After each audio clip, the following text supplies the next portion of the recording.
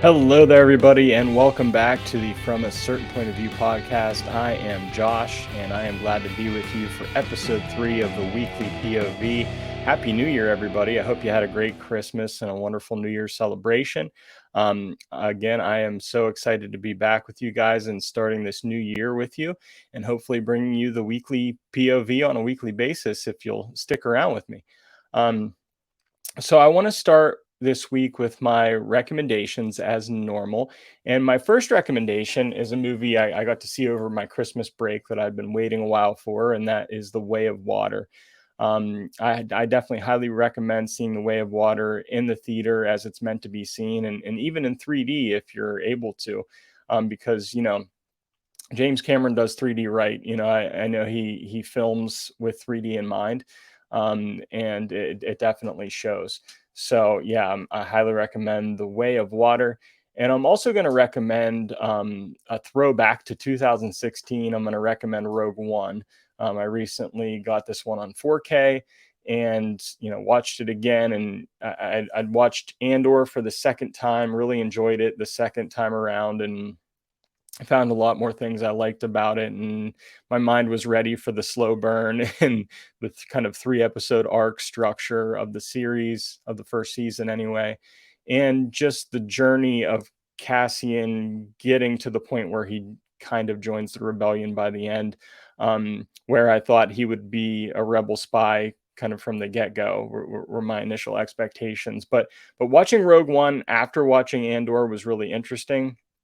It definitely added some depth to it, and added a little something to it. But Rogue One is so good, and I can't say enough about it. It's definitely up there among my favorite Star Wars movies, and it just reminded me again of how much I loved it. So I recommend The Way of Water and Rogue One this week. But let's go into the news, and we're actually going to talk a little bit about Andor and Rogue One, and how Andor season 2 will further bridge the gap between the show and Rogue One. So let's go ahead and take a look at that. Okay. So Diego Luna discussed, I believe this was in an interview with Collider. He discussed how Cassian will continue to transform throughout the upcoming Andor season 2. In his words, he says, I think what happens also after prison and in the next episodes is that he understands really what he's fighting against. He understands the need for a revolution because he understands what oppression means, basically, and how little freedom he has, and how unfair the world he lives in is. But there's still so much for him to learn in terms of working as a team. He goes on to talk about how there's a lot for him to discover and a big transformation to come. He says, as far as episode 12, it's even his character will even go further from that. There's a spark there, there's an awakening, and it has happened. And now he says we need to witness 4 years of the life of this man. So season 2 is going to take place over the course of 4 years.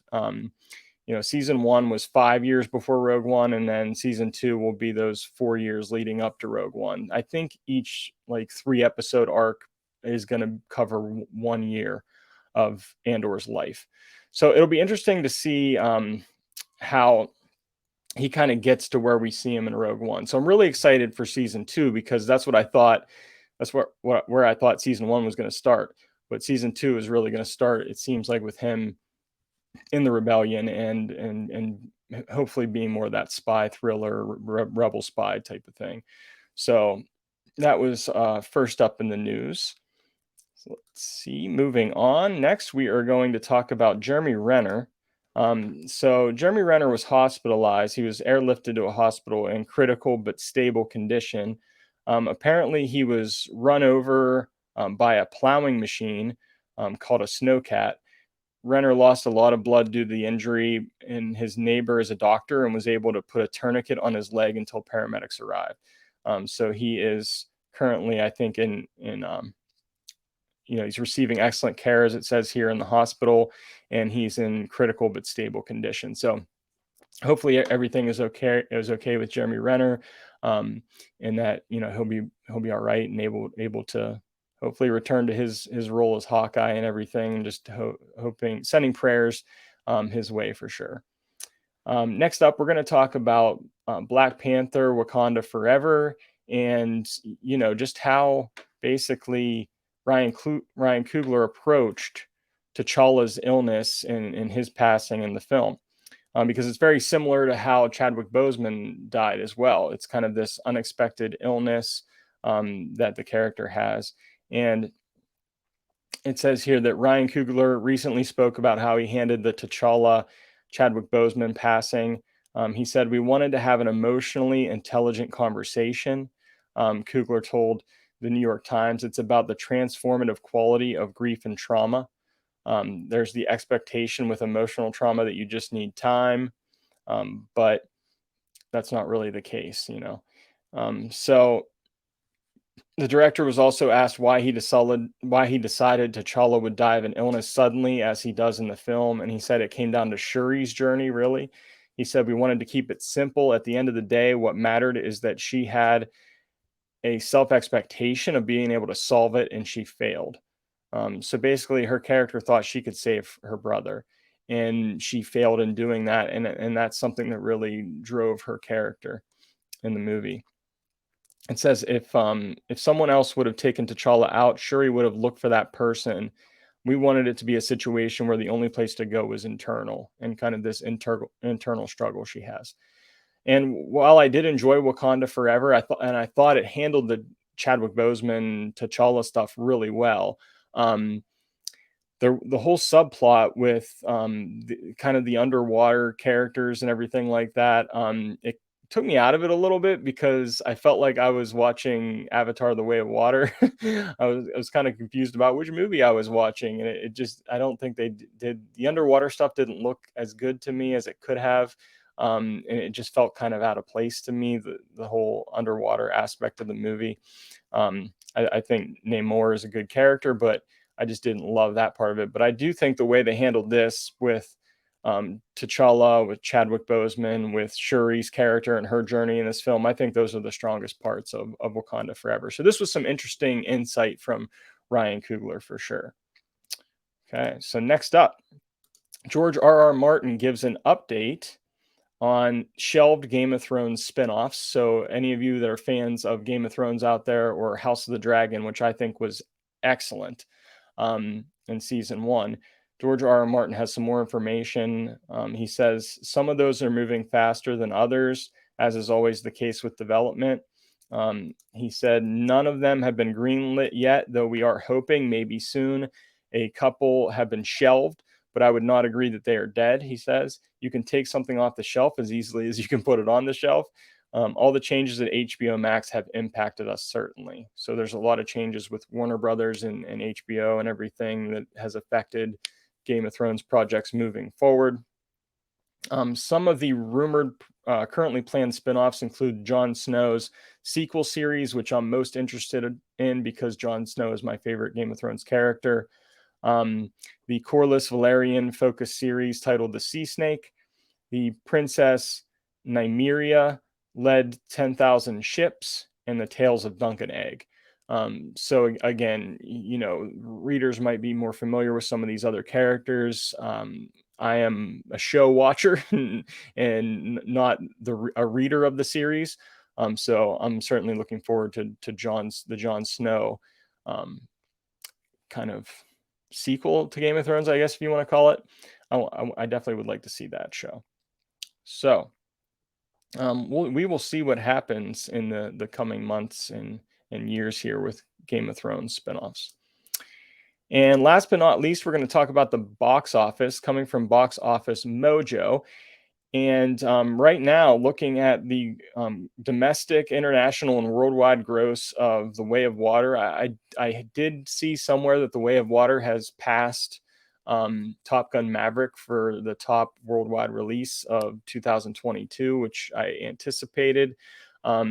Domestically, it's made 444 million, internationally 956 million, and worldwide 1.4 billion. So it's the fastest film in 2022 to do this. I think it only took like 14 days. for it to reach that 1.4 billion mark. So we'll see how Avatar ends up. It could hit 2 billion, and that would be good news for Avatar fans and those that want to see further movies in this franchise. Um, and speaking of that, speaking of The Way of Water, we're going to get right into my review of The Way of Water. I'm going to start with just some of my own overall thoughts that are spoiler-free thoughts about it, and then I'll get into some spoilers later on in the review. So if you haven't seen it yet, then you can come back and watch those parts later. But overall, I want to say up front that I saw this in Cinemark XD, and it was in 3D. It was at 48 frames per second. So I just want to say right off the bat here that the 48 frames per second thing was difficult for me to watch. It kind of took me out of it in moments. I got a little bit used to it, but it's just a higher frame rate, and fast moving things just didn't look right to me because I'm used to, that 28 or 30 frames per second type of situation, or maybe it's even 24 frames per second is the normal for movies, and this was like double that. So that, and it's I can't really like dock points from the movie for that, but it just isn't my preferred way to watch a movie. So I'm looking forward to seeing it in a normal frame rate, hopefully at home on Disney Plus or on, in 4K Blu-ray when it comes out. But overall, I thought this was a great follow-up. We had to wait many years for what was it, 2009 maybe the first one came out. So it was a long time coming. It was like 12 plus year wait, but I think it was worth the wait. I would love to see it again. I thought it was a great follow up. I thought the underwater stuff was great, and that took a long time for James Cameron to kind of crack that, I guess. And I think it was what paid off because the underwater stuff is breathtaking. I just thought it was a very beautiful movie overall, and just expanded the world. There's a lot of world building for Pandora, and I mean Pandora is an entire planet, and so there's so much you can do with the world building there. And I think this film really capitalized on that. Um, there's also some very emotional moments in this movie. I mean, I was brought to tears at least twice, and I wasn't like sobbing or anything, but I was certainly watery eyed. And I'll get into those specific moments in the spoiler part of this review. But this movie is very much about family. It's about the Sullys, Jake Sully and Natiri and their kids, and it's about all those family things you go through. I mean, there were some funny moments that involved dad stuff and that I could certainly relate to. One part in the movie, his kids get into a fight with the water people, for lack of a better term, and he's like upset about it and he's concerned, but he's like, "Hey, how'd the other guys look?" type of thing. It's just one thing that came to mind. When it comes to dadding and family.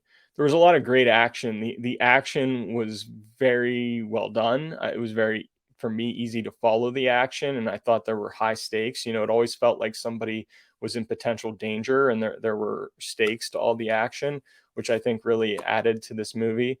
Um, if I had any negatives, I think it's just a tad, maybe more than a tad, but a bit too long. There's certainly some stuff that could have been edited out. One character's storyline I felt could have been shed, and it, wouldn't really have affected the overall movie, I feel, and I'll talk about that in the spoilers. Um, but other than those kind of couple minor nitpicks, and you also had to, I guess another negative was you had to take kind of a leap of faith for some of the characters that return in this movie from the first one in one form or another. Um, but those are kind of some minor nitpicks because overall I really loved it. This was a great experience. This is a great cinematic experience. James Cameron once again delivers a cinematic experience that I loved, had a great time with, laughed, cried, got angry, was in awe. All those emotions you want to feel when you go to the cinema, just like Top Gun Maverick did for me. If I were to give Top Gun Maverick a Roush rating, it would be 10 out of 10. This would be more like a 9.5 or somewhere in that range, 9.5. If I had to give it a score, just because I did have some minor nitpicks about this one. But I want to get into some of those spoiler moments. So this is where I'm going to step into spoiler territory. If you haven't seen this movie yet, go back, see it. I recommend it. Again, it was in my recommendations this week. Go see it in a theater. Then come back and watch this part of the video. So here comes some spoilers. Final warning. So some of the character returns I mentioned just a minute ago require a leap of faith. Like the Quaritch character um, is clearly dead at the end of Avatar. Um, he's the main villain. He does a phenomenal job. Stephen Lang, I think, is who that actor is, and he comes back in Avatar form this time around. And I guess the backstory behind that is that they kind of saved all his memories and his soldiers' memories before they went on that final mission. Just it was a contingency in case they did bite the dust, which they did. Um, so they bring him back in that way. They basically put all their memories and stuff into the avatars, and so there's a little leap there. But I will say I didn't mind it too much because, again, I think Quaritch is a terrific villain. I hated him, and you're supposed to hate him. They do a great job of making you hate him, um, and just kind of the despicable things he does. But they also give him a little bit of um, kind of some type of redemptive quality with the son, Spider. And that's the character that I mentioned that I could have done without, though. I didn't love the character Spider. He does have that connection with Quaritch where he's kind of his son in a way. But Spider is a human character that's living with the Na'vi, and I mean, maybe they wanted to put somebody human in there just to kind of ground it a little bit. Which I get, but I just didn't love that whole storyline and his character. I think it could have been completely eliminated, and it wouldn't have really made a difference overall, other than he decides for some ungodly reason to save Quaritch's life at the end of the movie. And I'm like, let that dude die. I mean, come on. But, so there's that. Also, the Kiri character is kind of a return for the Grace character played by Sigourney Weaver in the first Avatar. Again, she's a character who died at the end. She was shot. They tried to transfer her soul or mind, into the Avatar body, but it didn't work. I heard one theory that maybe this Kiri character was an immaculate conception. And she has this connection to Awa. I thought that was an interesting theory. We'll see, or Grace's avatar, got busy with some other avatar, and they had this Kiri daughter. I'd like to learn more about this character. I liked as she discovered her connection to Awa and her kind of abilities that she had in this movie. I hope we see more backstory and kind of figuring out some answers behind that character in the next one. But overall, I enjoyed the new characters. Again, aside from the Spider character, I liked Jake and Natiri's kids and their journey, and that they each had their own specific personality, and their own abilities and everything. You could easily distinguish one from the other. And I think they had like 4 kids. I had a feeling that one of them was going to die in this movie because, it just seemed like that was what was going to happen. And that does happen. It happens to be the eldest son. I wanted it to be the son that's a little bit younger than the eldest one, who just kind of screws up the whole movie and does these things that you're just like, why are you doing this, man? You were asking for trouble. And I kind of secretly wanted him to be the one that died. It's a little morbid, but that's not what happened. And that character did end up growing on me. I don't know the names of the other kids. I apologize for that. Sticking with characters, I do feel that Norm had a very small role in this movie, which is okay. I mean, I think he could have had a bigger role, but that's fine. And I do feel like Natiri, if there was any of the main characters that were shortchanged, I think Natiri's character was a little bit shortchanged here. She didn't have too much development as a character. She pretty much stayed the same character the entire movie, which is okay. I mean, she was a very passionate mother, and her motherly role in this film was great. But I do feel like maybe her character was a little shortchanged here. In terms of the emotions I felt, the whole scene with the whale hunting, that made me angry. That was really hard to watch. It was hard to see them hunt that whale and catch that. And it's not a whale. It's like the Pandora version of a whale. Yeah, so I was angry. I was in tears when this one moment towards the end when that son I mentioned that kept screwing up and everything, and kind of redeems himself at the end, and in the whole movie, Jake's been just kind of saying how not hiding that he's disappointed in this son. He's disappointed in his actions and all the things that are happening. He's having conflicts and fights with the kind of the water race of Navi in this movie that they're kind of joining with. And if the first movie was about a human getting to know the Navi and becoming one of them, then this movie is about like two different Navi cultures having to come together, and they're from very different backgrounds. um you know the way of water versus the way of like the trees and tree life, and like forest life and everything. So that was cool. um but when Jake tells this son that, kept screwing up the whole movie, "I see you," and that's basically the greatest compliment you can give to another Na'vi is, "I see you." I see into you. I see your soul. I see who you are. It has this very layered meaning to it. It's not just I see you in front of me. That got me choked up. And when they said goodbye to the eldest son who died, and they showed like the scene of, um it was sort of like a flashback scene to when Jake was hunting with him, and it just kind of brought that whole thing full circle with the beginning of the movie. I thought that was beautiful, and that definitely brought me to tears as well. Um, so again, overall, I really love this movie. I gave it a very high rating. I'm looking forward to Avatar 3. And speaking of Avatar 3, um, I'm going to take a look at a little bit of news about Avatar 3 and jump into that here. Here we go. So, James Cameron talks about the Avatar 3 plot. He says it will feature Ash people Navi. Um, in The Way of Water is doing really well at the box office. So Avatar 3 is scheduled to come out in 2 years in December of 2024. He says, Ash people, a new Navi culture that is not necessarily as good as those we've seen thus far, is one thing we can expect. He says, to show cultures from different from those I've already shown is something he wants to do. The fire will be represented by the Ash people. Says, I want to reveal the Na'vi from another angle because for the moment I've only shown their good sides. In the early films, these are very negative human examples. There are very negative human examples and very positive Na'vi examples, and Avatar 3 will have the opposite.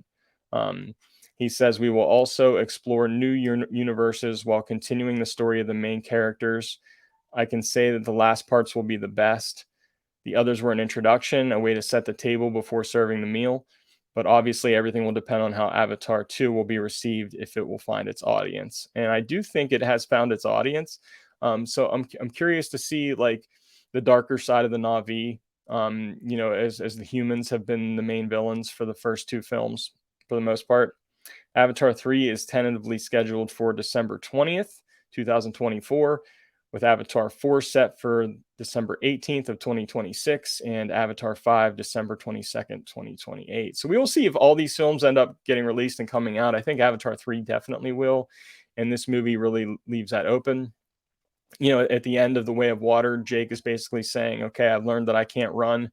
To protect my family, I can't run and hide, basically. I'm paraphrasing here. And he has to fight. They have to fight for their right on this planet. So curious to see that. Overall, again, really enjoyed Avatar: The Way of Water. And that pretty much wraps it up for this week's show of the weekly POV. And I just want to say thank you so much for tuning in. And if you are looking for us on social media, of course, our YouTube channel is From a Certain Point of View. Please subscribe to the channel if you haven't already. On Facebook, we are From a Certain Point of View. On Twitter, we are at Certain POV Pod. And if you'd like to reach out to me, you can send an email to certainpovpod@gmail.com. Ask me anything. Ask me any question you have. If you want me to talk about something, even if you have a comment that you'd like to share, please, email at certainpovpod@gmail.com. We are also part of the Red 5 Network. You can find the Red 5 Network at red5network.com and at Red 5 Network on Twitter. Again, thank you so much for joining me. I hope you've enjoyed the show this week. And until next time, everything I said today was true from a certain point of view.